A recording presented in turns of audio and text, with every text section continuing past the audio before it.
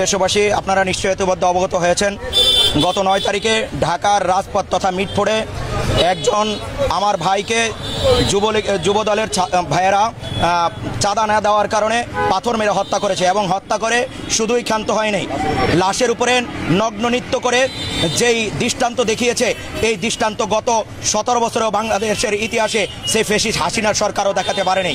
আমরা আবরার ফাহাদের হত্যা দেখেছি 4 দেয়ালের ভিতরে, কিন্তু এই হত্যা জনসম্মুখে রাজপথে হয়েছে, এটা কোনোভাবে মেনে নেওয়া যায় না।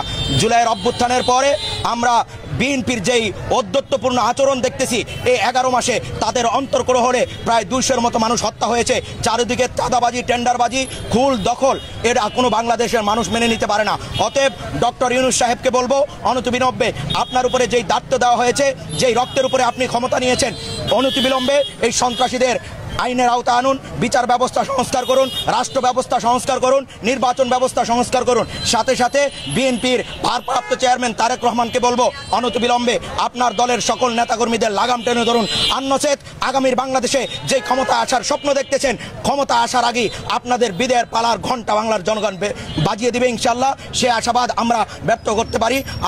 আপনারা এখান থেকে শিক্ষা গ্রহণ করবেন, এই আশাবাদ ব্যক্ত করছি। যে দাবি নিয়ে আমরা এখানে রাজপথে এসেছি, আপনারা দেখেছেন গত 9 তারিখে ঢাকার মিটফোর্ডে একজন ব্যবসায়ীর কাছে যুবদলের জল বিষয়ক সম্পাদক তিনি চাঁদা চেয়েছেন, চাঁদা না দেওয়ার কারণে তিনাকে রাজপথে শুয়ে 20 থেকে 40 কেজি ওজনের পাথর দিয়ে বারবার আঘাত করে, মাথাতে, পেটে, পাঁজরে আঘাত। এটা বাংলাদেশের জন্য একটি লজ্জিত, এবং যে ইতিহাস তারা রচনা করেছে, আইয়ামে জাহিলিয়াতকে হার মানিয়েছে।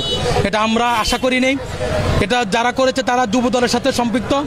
অতএব তারেক রহমান সাহেবকে আমরা বলবো, আপনি এদের লেগাম টেনে ধরুন। আজকে আমরা দেখেছি এই 11 মাসে বিএনপির অন্তগণ দলে তাদের নিজেরা 130 জনকে খুন করেছে, এবং যে ব্যাপকভাবে দেশব্যাপী চাঁদাবাজি, ধর্ষণ, আমার ভোলাতো যেভাবে ধর্ষণ হচ্ছে, এই জন্য কিন্তু আমরা রক্ত দিই নেই, জুলাই বিপ্লবের জন্য হয় নাই। অতএব এই কর্মীদেরকে আপনারা লেগাম টেনে ধরুন। ডক্টর ইউনূস সাহেবকে বলবো আমরা, যে যারাই শুধুমাত্র একজনকে বিএনপির পক্ষ থেকে বহিষ্কার করা হয়েছে, আমরা একজনকে বহিষ্কার করলে হবে না, শুধুমাত্র এই আইওয়াস আমরা চাই না। আমরা চাই যেই কজন এই ঘটনার সাথে সম্পৃক্ত তাদেরকে ক্রসফায়ার করে হত্যা করতে হবে এবং ফাঁসির কাছে ঝুলাতে হবে। আমরা ডক্টর ইউনূস সাহেবকে বলবো, আপনি অতি সত্বর ব্যবস্থা নিন। আপনি চুপ, আমরা এখনো দেখতেছি। আপনাকে বলবো, আপনি দ্রুত ব্যবস্থা নিন, যাতে করে আমরা আশ্বস্ত হতে পারি যে আগামী নির্বাচন সুষ্ঠু এবং সুন্দর হবে। আমরা দেখতে পেলাম যেভাবে চাঁদাবাজি, টেন্ডারবাজি, খুন ধর্ষণ হচ্ছে, কিন্তু সেভাবে আপনারা প্রশাসনিকভাবে সেভাবে ব্যবস্থা নিচ্ছেন না।